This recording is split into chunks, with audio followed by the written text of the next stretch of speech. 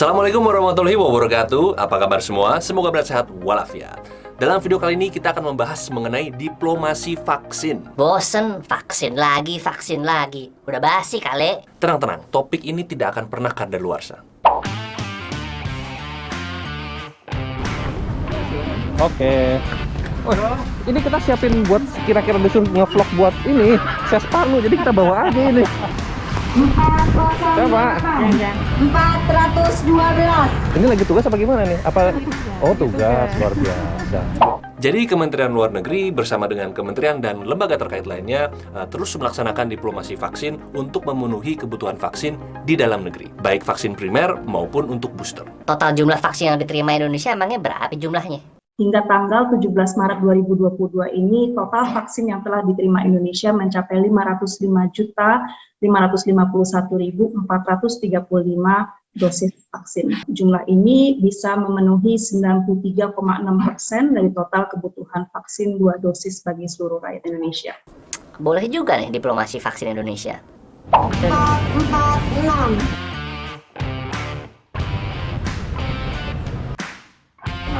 Selamat siang. Ke bilik 7 nomor Bilik di ujung. Oke. Oh, langsung ya. Oke, makasih. Indonesia dalam hal ini Menteri Luar Negeri yaitu Bu Retno Marsudi selama tahun 2021 telah menjadi co-chair COVAX Advanced Market Commitment Engagement Group atau COVAX AMCEG. Nah, penanganan Indonesia terhadap COVID-19 ternyata diakui loh oleh dunia, dan karena kepercayaan itu, Menlu kembali diberikan amanah dan menjadi co-chair COVAX AMCEG untuk tahun 2022.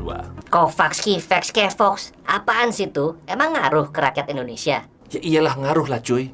COVAX Facility itu seperti ya negara-negara pada nongkrong nih. Terus mereka sepakat kolekkan vaksin, patungan, termasuk Indonesia. Dan vaksin yang terkumpul itu diberikan kepada negara-negara yang membutuhkan. Hal ini agar vaksin itu tersedia untuk semua negara. Tidak habis dibeli oleh negara-negara yang kaya dan maju aja.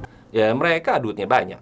Dengan Menlu RI menjadi co-chair, maka Indonesia memiliki peran penting dalam pendistribusian dan pemberian vaksin kepada berbagai negara, khususnya negara-negara berkembang. Dan untuk tahun 2022, Menlu telah menyatakan bahwa salah satu fokus awal adalah mengatasi singkatnya masa kadaluarsa vaksin donasi yang diberikan oleh COVAX. Selamat siang.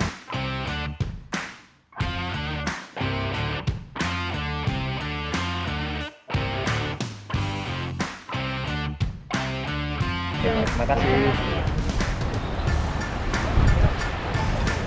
Ada berita baik nih teman-teman.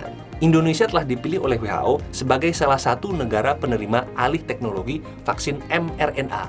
Emang bedanya vaksin biasa sama vaksin mRNA tuh apa? Oke, karena saya bukan dokter, ini disclaimer dulu ya, takutnya salah. Dan berikut adalah penjelasan yang sangat sederhana. Jadi kalau vaksin biasa itu, virus yang sudah dilemahkan, dibikin babak belur dulu, itu disuntikan ke dalam tubuh kita. Dan tubuh kita merespon dengan membuat antibodi. Dan lanjut dihajarlah virus yang lemah itu kan, agar saat kita terpapar oleh virus yang sesungguhnya, tubuh kita sudah siap. Kalau mRNA itu tidak mengandung virus aslinya sama sekali. Justru vaksin mRNA itu memberikan semacam pelatihan kepada sel-sel di dalam tubuh kita untuk memproduksi protein khusus. Dan protein khusus ini yang akan memicu sebuah respon imunitas. Sehingga sistem kekebalan kita memproduksi antibodi. Kurang lebih gitulah. Kalau butuh penjelasan lebih lengkap, lebih baik tanya dokter aja lah ya. Iya, kayaknya mendingan tanya dokter aja deh. Kredibilitas dipertanyakan, kurang kredibel.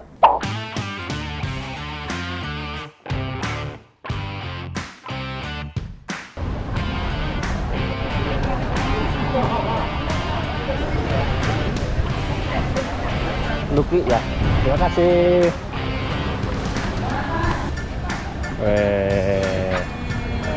Masih agak ngilu nih tangan habis vaksin booster.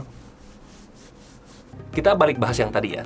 Selain Indonesia, inilah negara-negara lain penerima alih teknologi vaksin mRNA.